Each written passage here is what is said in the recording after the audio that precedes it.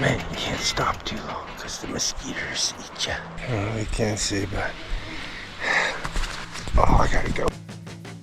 Buongiorno, my children, and all of you super skilled, cool human identifiers. Thank you for checking in. I hope you find something entertaining in this episode.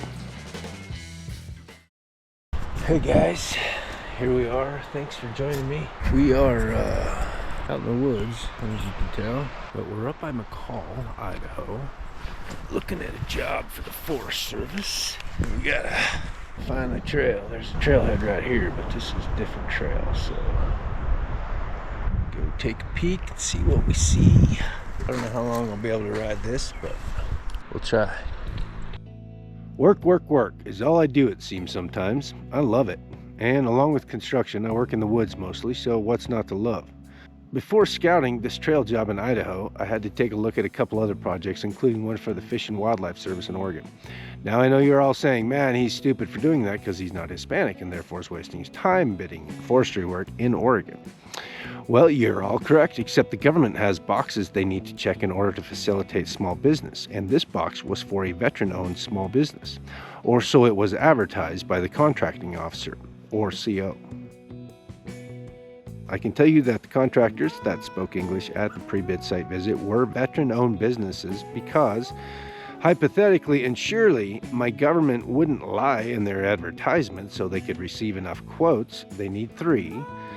They could receive enough quotes to award a project so far below cost to perform it wouldn't pay for the fuel and labor to run the equipment to do it.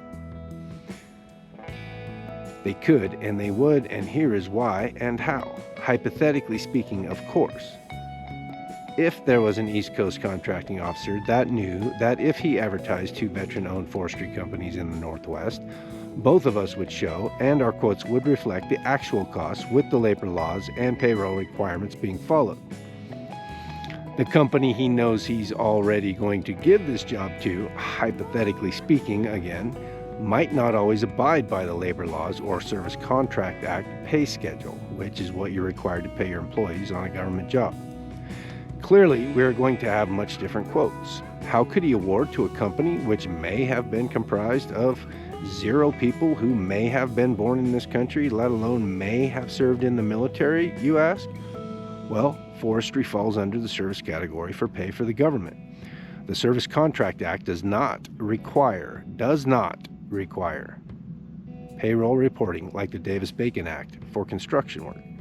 As the CO, are you going to ask for payroll reports from the company you possibly awarded a $1.3 million job to for $360,000, especially when half the people on payroll possibly have the same name?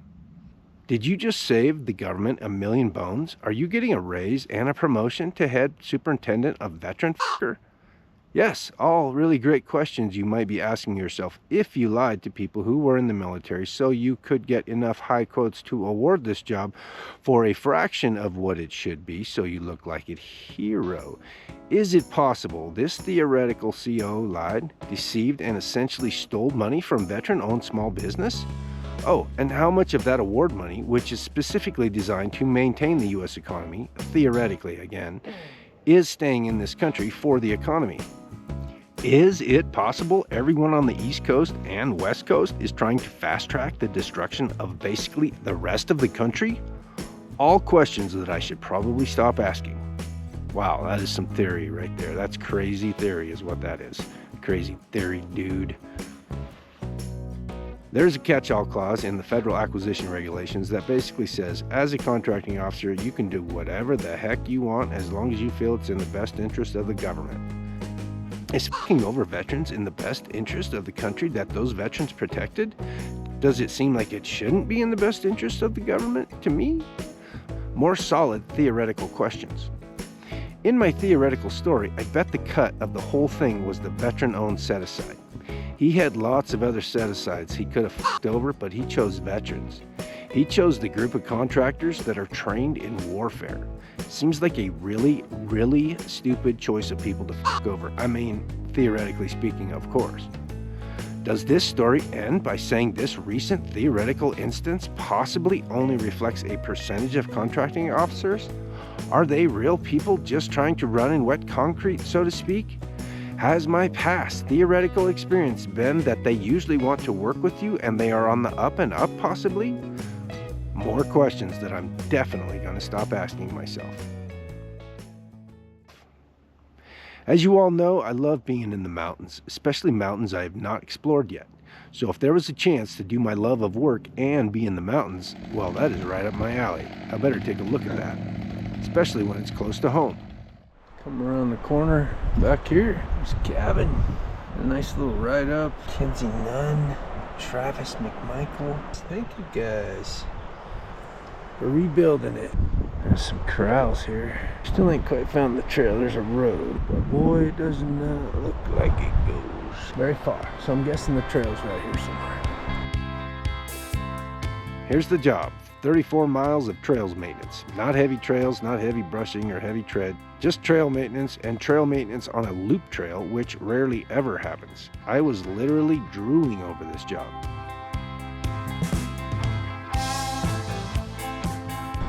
Just taking a break for a second here. Riding my bike through this granite forest. This is like really cool. Every once in a while you catch a smell of animal or something. Just saw a little black dog on the trail, the one that guy was looking for. I hope that guy doesn't leave his dog. I'll take him. Man, you can't stop too long because the mosquitoes eat you. It might be tough coming out of here. I've dropped down quite a bit, so someone's come through and cut everything out, but their tracks came back through this way. So I don't think they did the whole trail, but I don't know how much of it they did. So I'm gonna keep riding for like another hour. And turn around, that gives me, gives me 2 hours a day to ride. This is really hard with one hand.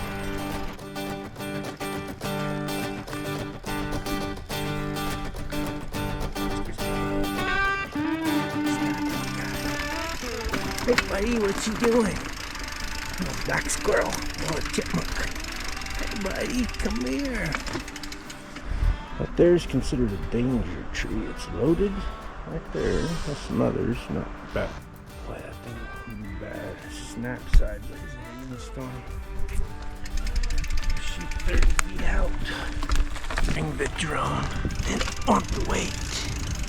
So, ooh, that's a big stick. It's still fun. It's still nice to smell flowers. Oh, the spring grass. Oh, shh. I'm not gonna do this. I'm talking about here, crick. Probably just wasting video at this point. My arm's tired and my other arm's tired, so I'm putting you away. Come to a bit of a conundrum here. Oh man. Buggers are killing me. I'm gonna try to get around and go right across there. I think I can make it to those roots, but we'll see. Oh, almost made it. She got deep right there. Like I went to pop a wheelie to get out of here, and man, I just went in and I kind of caught myself right here. Okay, now I know that. God, these mosquitoes are hungry.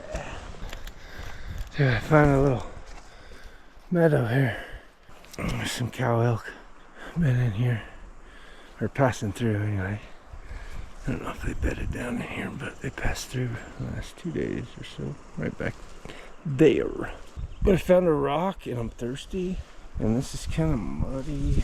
Bike's a bit wrecked. I don't know how long I'll be able to stay. These mosquitoes are bad. I'm gonna have to build a fire. See. We can't see, but oh, I gotta go. After seeing the first 4 miles of trail, I headed out before the mosquitoes carried me off. As I drove out, I saw this. It had to be a sign. Boy, was it ever. With much to ponder, it was time to check back in on the crappie bite at Owyhee. I didn't have much luck with the fishing, but no worries, I did have some luck. I got to see these wild horses cooling off with a bath. These horses are part of the Owyhee complex of wild horses that roams Idaho, Oregon, and Nevada. They have over 1 million acres of ground to roam, which still isn't enough. The BLM manages the herds by rounding them up and allowing for adoption. The roundups are pretty archaic in my opinion. We know how to handle horses safely and kindly, we just don't spend the time to utilize natural horsemanship. Many horses are left injured and some die every roundup due to the roundup. I think this guy here is the leader of the herd. It was really cool to watch him interact with his family. He struck me as a kind, wise old leader that may be out of his prime, but can still hold his own. I feel you, horse.